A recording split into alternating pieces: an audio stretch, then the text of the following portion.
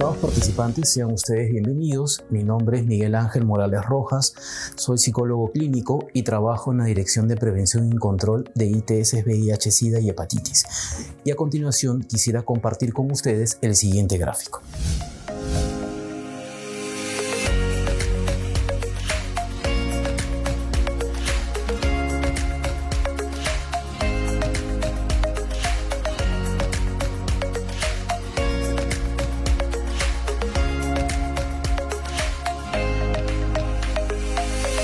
Luego de haber revisado el gráfico, ahora quisiera dejarles algunas preguntas. ¿Quién puede identificar en el gráfico? ¿Qué relación pueden tener los títulos de los gráficos mostrados? Bien, ahora les pediré que intenten adivinar cuál es el tema que vamos a abordar en esta oportunidad. Muy bien, el día de hoy abordaremos el tema abordaje de la población clave. Acompáñenme en el desarrollo de este importante tema donde intentaremos contestar estas preguntas. Vamos a empezar con el desarrollo del contenido. En esta oportunidad tenemos el tema referido a población clave. Cuando hablamos de población clave, hacemos referencia a aquella parte de la población que tiene más probabilidad de estar expuesta a las ITS, VIH o de transmitirlo. La población clave incluye personas que viven con VIH, los hombres que tienen sexo con otros hombres, las personas que se inyectan drogas, los trabajadores y trabajadoras sexuales, personas transgénero y población privada de libertad. Aquí vemos en la lámina también la prevalencia del VIH en estas poblaciones clave. Por ejemplo, vemos mujeres trans en un estudio de prevalencia del año 2019, vemos que tienen un 31.8%. Cuando hablamos de HSH, en este mismo estudio de prevalencia del año 2019, tenemos un 10% de prevalencia. Cuando hablamos de trabajadoras sexuales, en un estudio que ya data de hace algunos años atrás, exactamente del 2002, tenemos una prevalencia del 2.4%. Y cuando hablamos de personas privadas de libertad o PPL, vemos que en este estudio de prevalencia del año 2012, que estos porcentajes en la prevalencia, según el tipo de población, son similares a los que hemos presentado hace un momento, ¿no? Por ejemplo, si tenemos mujeres trans que forman parte de la población privada de libertad, la prevalencia es de un 30%. En HCH, es decir, hombres que tienen sexo con hombres, un 5%, y en el resto de la población, un 1%. Ahora vamos a hablar acerca de lo que es el estigma y la discriminación, ¿no? Cuando hablamos de estigma, es necesario remitirnos a la antigüedad, sobre todo para entender el origen de esta palabra. El estigma como tal en la antigüedad tiene su origen en Grecia y consistía en hacer marcas y cicatrices. Podría ser con hierro candente, con fuego directo a la piel o cortes de navaja a personas consideradas extrañas, inferiores o diferentes, ¿no? Eso alertaba a la comunidad sobre su condición negativa, ¿no es cierto? Se marcaba generalmente a las personas que habían cometido algún delito, que se consideraban criminales, esclavos, traidores, personas acusadas de hechicería, por ejemplo, brujas, para que las demás personas las reconozcan, las rechacen y así ellos o ellas eviten lugares públicos, ¿no? Si ya nos remitimos a América, ¿no? En América se le llamaba carimba a la señal que ustedes ven aquí en la lámina, que se ponían los esclavos con hierro candente. Si ustedes vemos, son distintos símbolos con los cuales se marcaba a estas personas y estos símbolos significaban o certificaban que estas personas eran propiedad de alguien, es decir, propiedad de los esclavistas en este caso. Eh, Eso es con respecto al estigma en el pasado, ¿no? Un poco el origen de la palabra, cómo es que se estigmatizaba, vamos a decirlo así, a las personas en la antigüedad. En la actualidad, el estigma lamentablemente no ha desaparecido, pero se presenta de formas diferentes, ¿no? De una forma diferente. Goffman, que es un sociólogo norteamericano, definía 3 tipos de estigma, ¿no? Y estos 3 tipos siempre hacen referencia a un atributo profundamente descalificador de quien lo lleva o quien lo porta, ¿no? Por ejemplo, el primer grupo podría ser abominaciones, como lo llama, abominaciones del cuerpo, por ejemplo, deformidades físicas, ¿no? El segundo son los estigmas tribales, ¿no? Que indican raza, nación o religión, ¿no? Y 3, los defectos del carácter. Por ejemplo, se consideraba como defecto del carácter lo que podemos llamar, entre comillas, que se le conocía antes como falta de voluntad. Personas que no podrían controlar sus impulsos, por ejemplo, ladrones, personas homosexuales, pasiones tiránicas, por ejemplo, adúlteros o antinaturales, que vendrían a ser las personas que hacen la brujería, ¿no? Hoy en día ya las personas no se les marca físicamente, pero el estigma permanece. Entonces, el estigma en la actualidad es un atributo, una condición, comportamiento o rasgo que desprestigia profundamente a la persona que lo pone y que lo pone, perdón, en una categoría inferior. Entonces, la sociedad en la actualidad lo aplica el estigma a grupos o personas por acciones específicas. Por ejemplo, el adulterio, el color de la piel, el sexo, ¿no? Y aquí tenemos, por ejemplo, también aquello que hemos escuchado tristemente a lo largo de la historia, como la pureza o higiene social.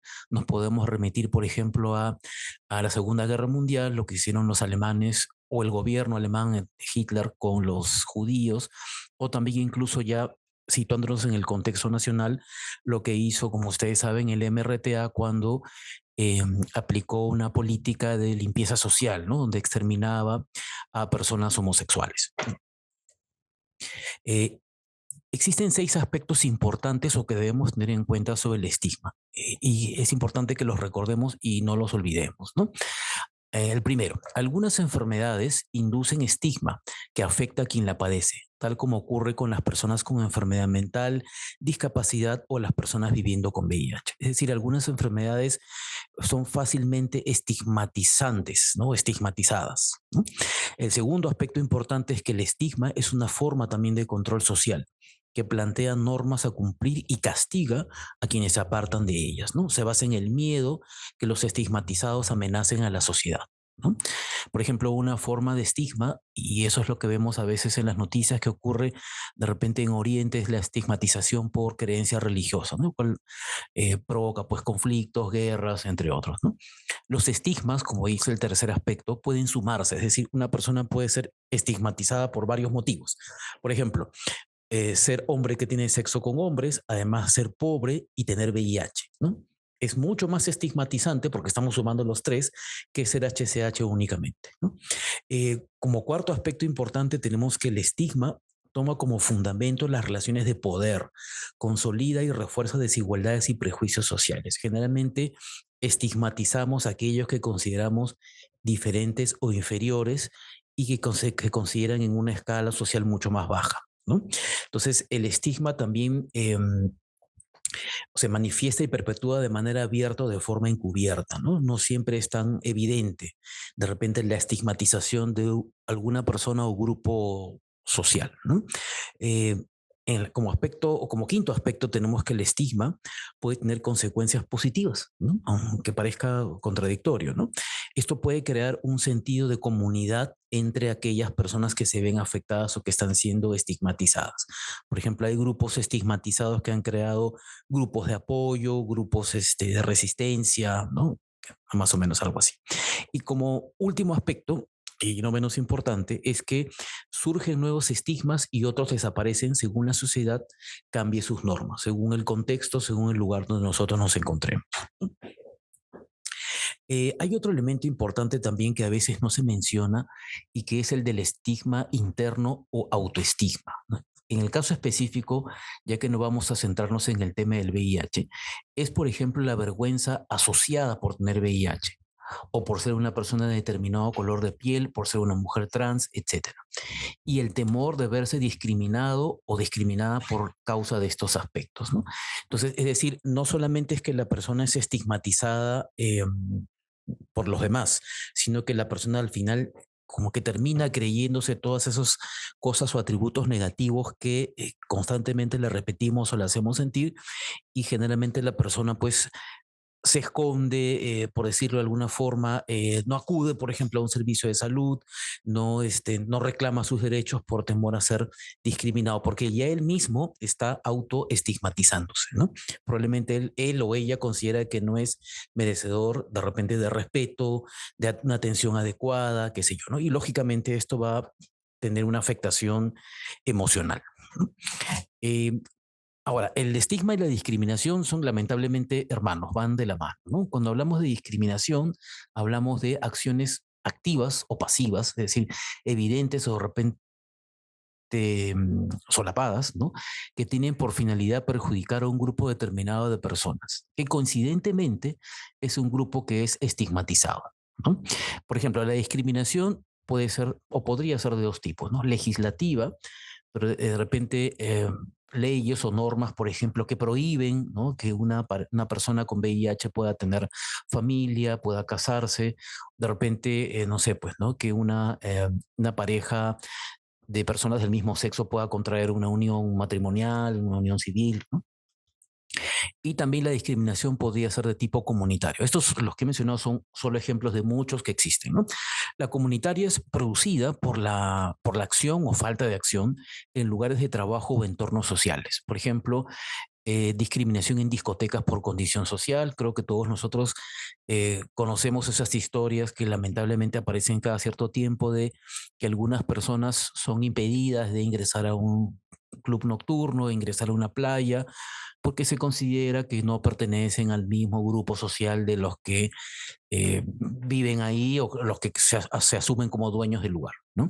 Entonces, cuando hablamos también de discriminación, es inevitable no tocar el tema de derechos humanos, ¿no? Porque recordemos que cuando hablamos de discriminación, hablamos de también cualquier diferencia, exclusión o restricción que viole los derechos humanos y las libertades de las personas.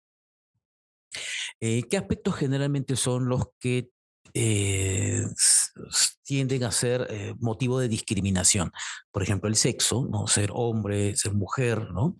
La orientación sexual, ¿no? La posición social, el lugar de residencia, la actividad laboral, la ideología política, las creencias religiosas, el grupo étnico y también temas relacionados a salud, por ejemplo, el VIH, la tuberculosis, las enfermedades mentales, son generalmente, entre muchos otros, son aspectos que generalmente vemos que más comúnmente se usan para estigmatizar y discriminar a las personas, ¿no?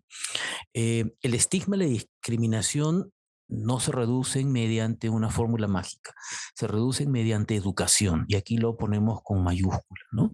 Las personas desinformadas o mal informadas, por ejemplo, sobre el VIH o sobre la diversidad sexual, tienen mucho más probabilidades de discriminar que las que están bien informadas. Entonces, la única forma de luchar, combatir el estigma y la discriminación es educándonos, educando a las personas e informándolas sobre diversos temas, ¿no?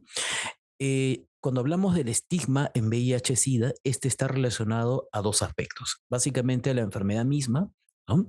Y a las personas que tienen el VIH. Yo creo que, como ustedes saben, ha quedado mucho en el imaginario colectivo aquellas imágenes de los primeros casos de VIH-Sida, en las cuales pues se veían personas que estaban muy mal en el hospital, que generalmente fallecían, y había esta situación de cómo se transmite el VIH, ¿no? Entonces, aún, aunque parezca increíble, aún hay muchas personas que piensan, hasta incluso yo me atrevería a decir profesionales de la salud, que piensan de que por dar la mano, por el contacto directo, va a haber una transmisión del VIH, ¿no?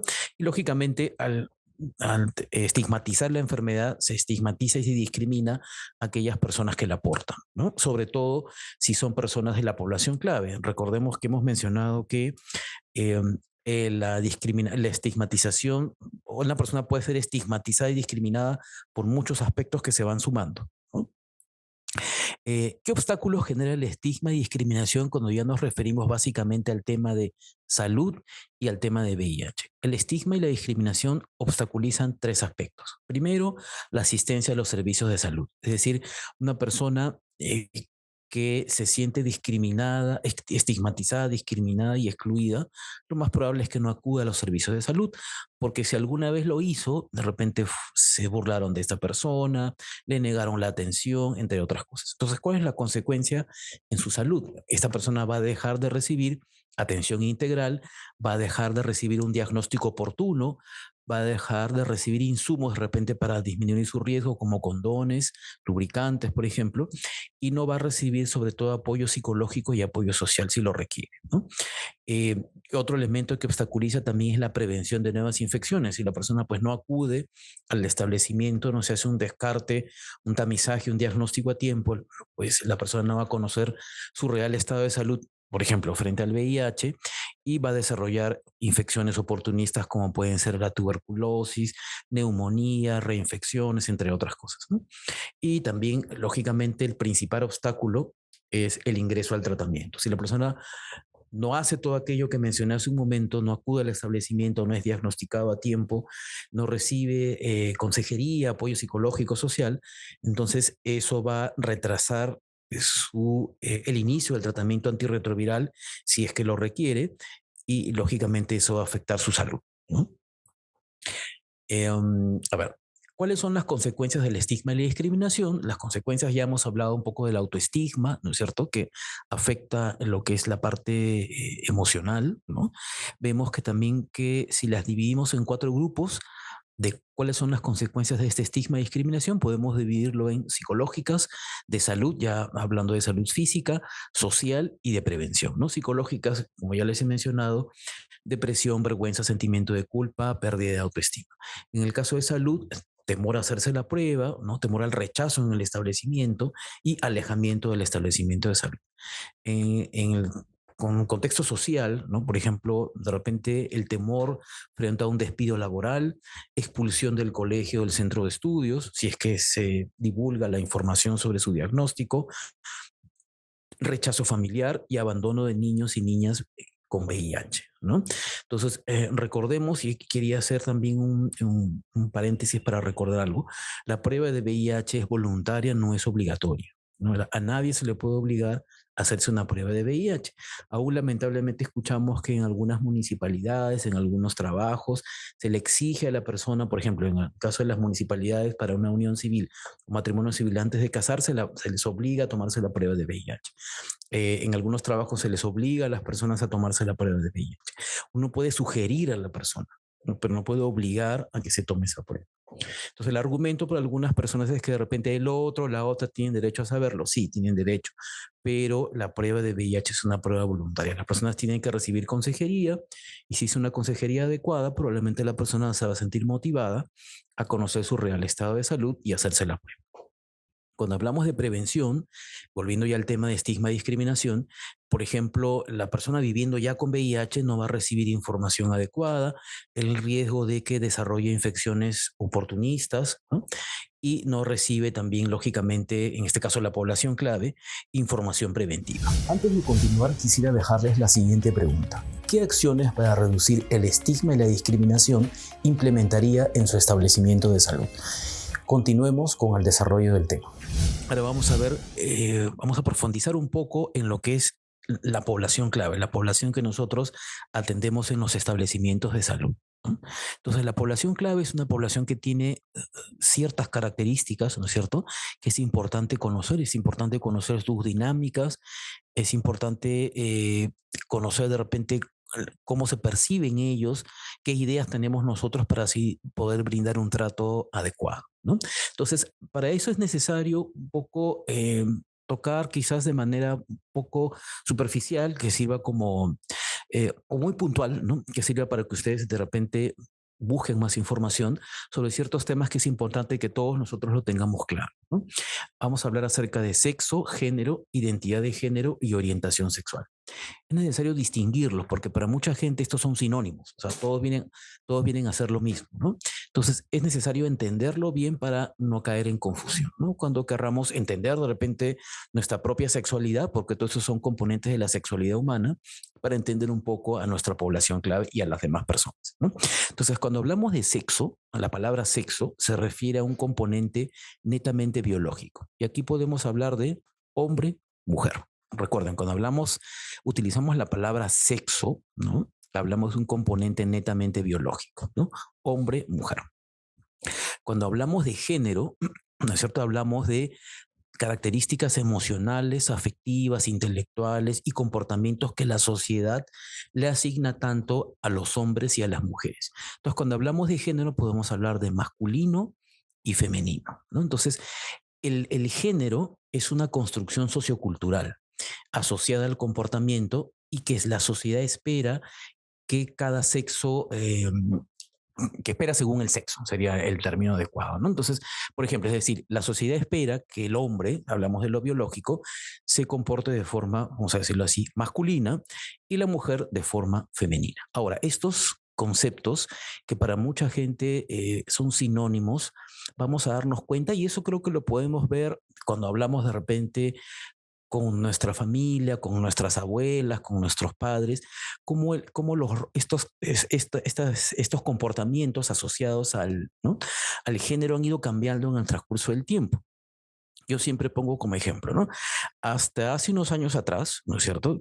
Y pareciera mentira, pero en la historia de la humanidad no son tantos. Ustedes saben que las mujeres no podían votar, no tenían el derecho al voto. Las mujeres, si retrocedemos más tiempo, no iban a la universidad. ¿No? ¿Por qué? Porque se consideraba que la mujer era un ser inferior al hombre y que dependía exclusivamente de él, ¿no? Y que no, su nivel de intelectual no era tan alto como el era el del hombre, ¿no? Entonces, hay varias cosas así, ¿no? Por ejemplo, situaciones que se han dado y que en ese momento se consideraban normales, ¿no? Eran propios de la época. Entonces, recordemos también que el género, este constructo sociocultural, varía también según el lugar donde estemos, según la época en que hayamos nacido.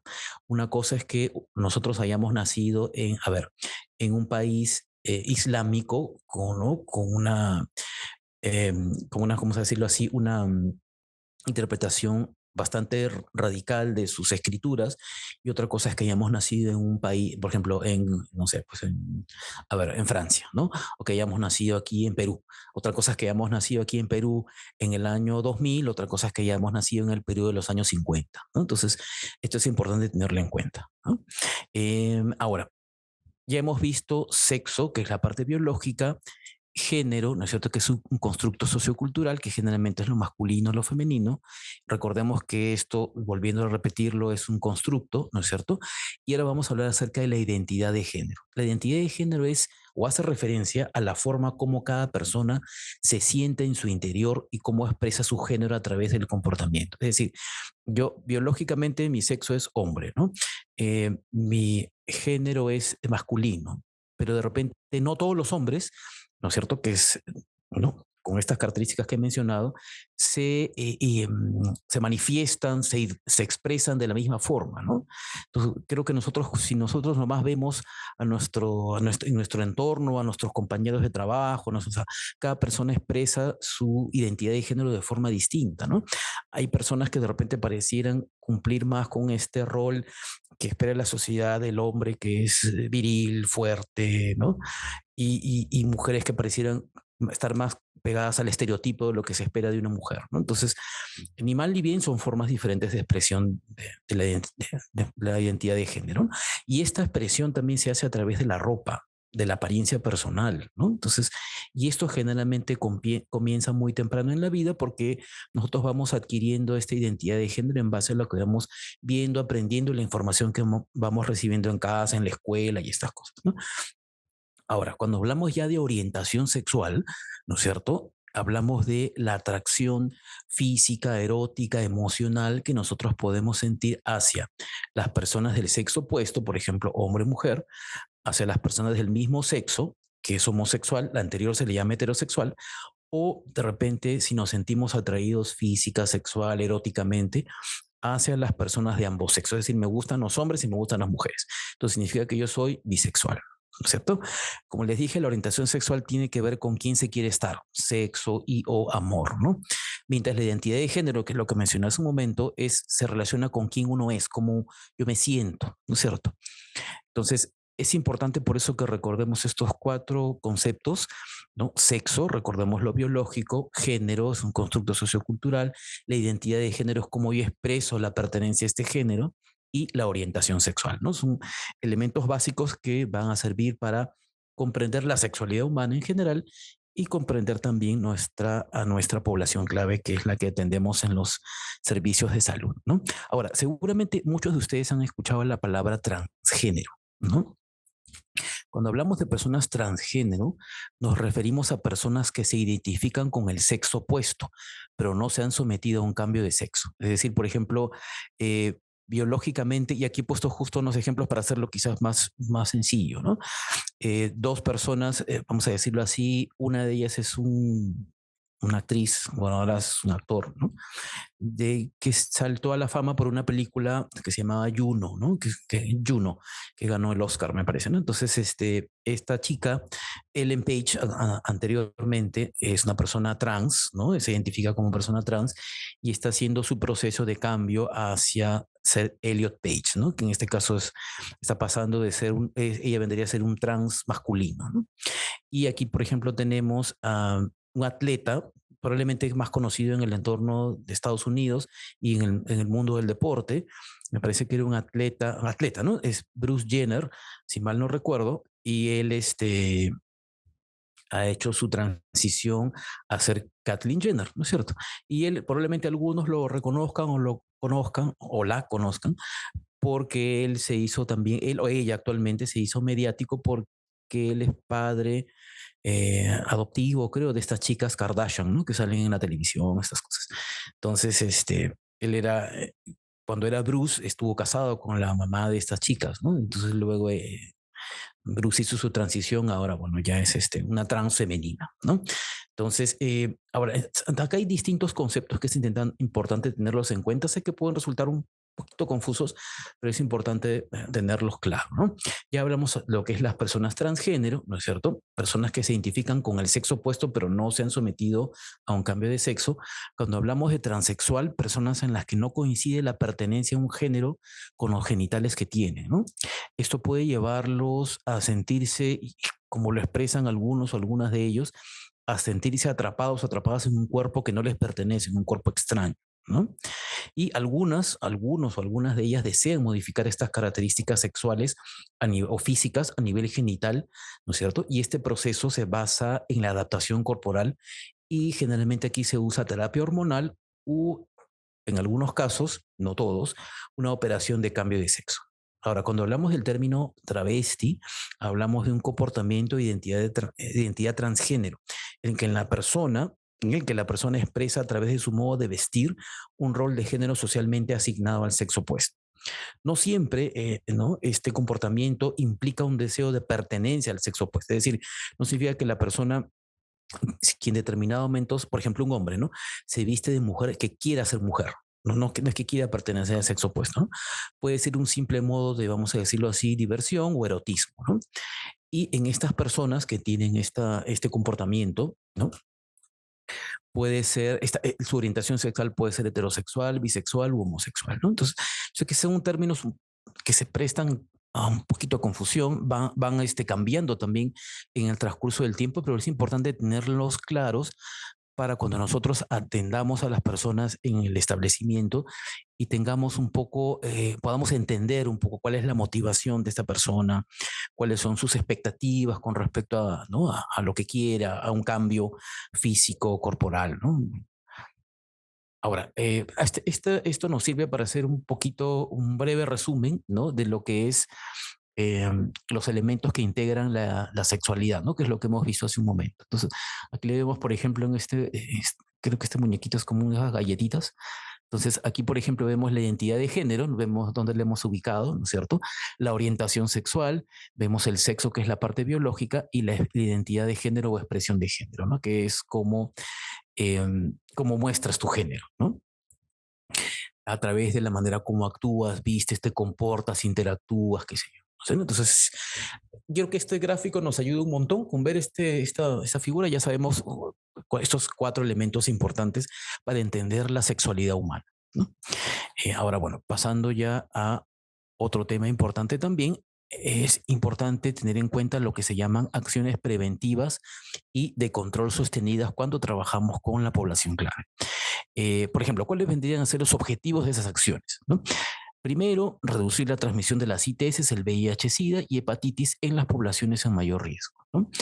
incrementar el acceso al tamizaje de las ITS, el VIH-Sida y la hepatitis, incrementar el acceso a la atención de las ITS y el VIH, SIDA y hepatitis, porque no solamente basta con tamizar, ¿no? Sino también hay que, aquellos casos que se reporten como positivos, favorecer su acceso a la atención, ¿no?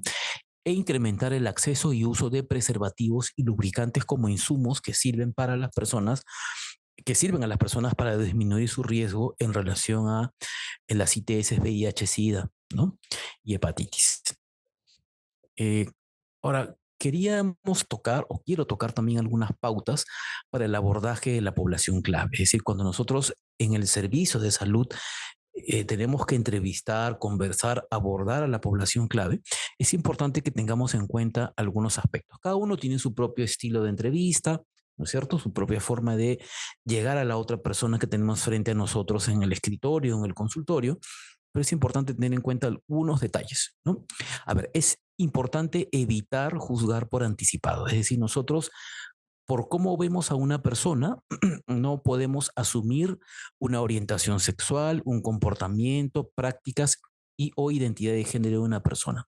¿Y por qué? Porque a veces cuando nosotros asumimos, vemos a una persona, y creo que es inevitable, nosotros vemos a alguien ya, como se dice, ya elaboramos una, no sé, tenemos una imagen mental de lo que es o puede hacer o no la persona, ¿no? Pero a veces podemos hacer interpretaciones erróneas de lo que vemos. Entonces, por eso es importante que nosotros no asumamos una orientación sexual, un comportamiento, prácticas o identidad de género, y eso lo vayamos obteniendo a través de una entrevista, lógicamente una entrevista respetuosa, ¿no?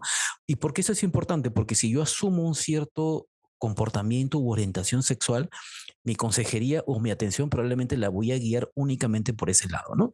Por ejemplo, volviendo un poquito al tema que les mencioné anteriormente, ¿no? Si a mi consulta, ¿no? En Seritz, WAM, Centrotar, ¿no? Llega, veo a un hombre, ¿no? Con una expresión de género bastante, a ver, ¿cómo se llama? Bastante acorde a lo que se espera de él, o sea, bastante, vamos a decirlo así, masculino, ¿no? Entonces de repente yo puedo asumir, no, esta persona, de repente, ¿no? Eh, Error sería que yo asuma, ¿no? Que yo pueda asumir esta persona es un hombre heterosexual, no creo que tenga relaciones sexuales con otros hombres, no sé, ¿no? Entre otras cosas, ¿no? Pero probablemente, y eso ustedes lo saben, de repente yo puedo estar equivocado. La persona puede tener este hombre puede tener orientación sexual homosexual y no tener ninguna conducta que los demás consideren como una conducta femenina, por decirlo de alguna forma, ¿no? Entonces, por eso es importante no asumir comportamientos, prácticas sexuales u orientación sexual cuando tenemos a una persona con nosotros, ¿no? En la consulta, ¿no? Ahora, es importante también respetar los límites de las personas. Y a veces los límites de las personas se expresan con el lenguaje no verbal.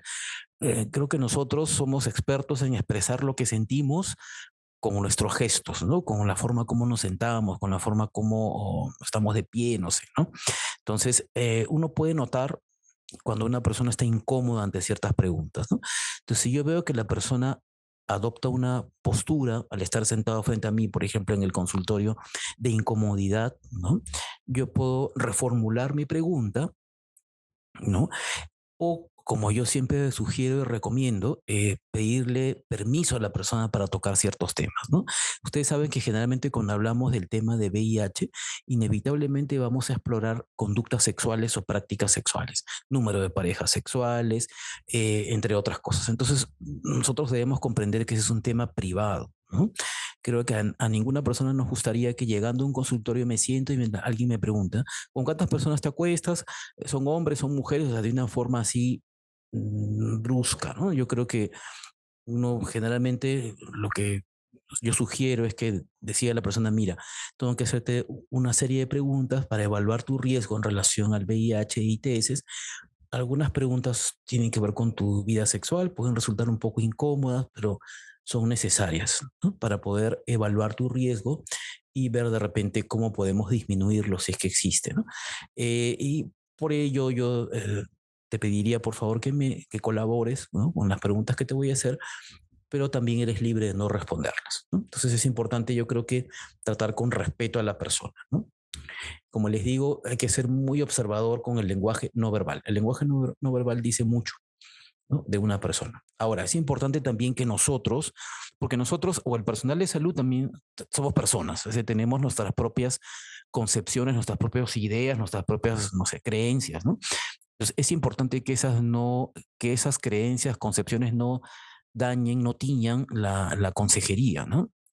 Es importante diferenciarlas. Es importante diferenciarlas, separarlas y mantener la objetividad, evitando juzgar al otro en base a actitudes, necesidades y preferencias sexuales, ¿no? Entonces, eso es importante, ¿no?, que nosotros lo tengamos en cuenta. También es importante que nosotros observemos nuestras propias áreas de disconformidad, es decir, así como les dije esto del lenguaje no verbal, que la persona que estamos entrevistando o el paciente o el usuario, ¿no?, puede expresar su inconformidad mediante gestos, a veces nosotros sin darnos cuenta también lo podemos hacer, ¿no? Porque de repente si yo empiezo a indagar con respecto a prácticas sexuales, ¿no? Y de repente pues voy a poner mi cara, ¿no?, de desagrado, ¿no? Entonces lógicamente la persona lo va a notar y no va a querer continuar dándome información, ¿no? Entonces es importante reconocer que hay temas que para uno le pueden ser difíciles de trabajar, ¿no? Por ejemplo, no lo sé, ¿no? De repente me cuesta preguntar acerca de prácticas sexuales, ¿no? O sea, me cuesta preguntar sobre, no sé, sobre cuántas parejas sexuales ha tenido porque es un tema medio complicado para mí. Entonces hay que observar, hay que darnos cuenta qué temas no son difíciles de manejar y de repente ir practicando en poder mejorar esas cosas, ¿no? Ahora es importante también usar términos neutros e inclusivos. Por ejemplo, siempre es bueno usar el término pareja en lugar de enamorado, marido, esposa, ¿no? Y las preguntas que nosotros hagamos cuando exploremos prácticas sexuales evitemos que tengan un tono como si estuviésemos juzgando a alguien, ¿no? Entonces, que lamentablemente eso ocurre, ¿no? Entonces hay que evitar, tienen que ser preguntas neutrales, ¿no? Y si, con respeto, ¿no es cierto? Y evitando juzgar a las personas. Y ahora, es importante también tener en cuenta que el único interés en conocer determinados aspectos de la vida sexual del consultante o de la consultante está relacionado únicamente a la evaluación de riesgo, ¿no? Es decir, para obtener la información que se requiere para evaluar su riesgo y trabajar con él o con ella, qué puede hacer para disminuirlo. Es decir, a ver, hacer preguntas ya de índole sexual por mi simple curiosidad es una falta de respeto a la persona, así que hay que evitarlo, ¿no? Eso no está justificado, ¿no? Ahora, la población clave también, ya volviendo al tema, ¿no?, es importante en la dinámica de la transmisión del VIH y constituyen asociados esenciales para lograr una respuesta eficaz a la epidemia. Por ello, la necesidad de priorizar estrategias dirigidas a ellas, nuestra población clave, y también trabajar en coordinación con ellos y con ellas, ¿no? Porque definitivamente es la población clave la que conoce, ¿no?, cuáles son sus necesidades, demandas, entre otros aspectos, ¿no? Estimados participantes, hemos llegado a la parte final de la exposición. Antes de despedirme, quisiera compartir con ustedes un par de preguntas de reflexión. ¿De qué manera puede beneficiarse la calidad de tu servicio profesional con lo que hemos aprendido el día de hoy? ¿A qué te comprometes con lo aprendido el día de hoy? Y conmigo ha sido un gusto. Hasta una próxima oportunidad. Muchos éxitos en el curso. Buen día con todos.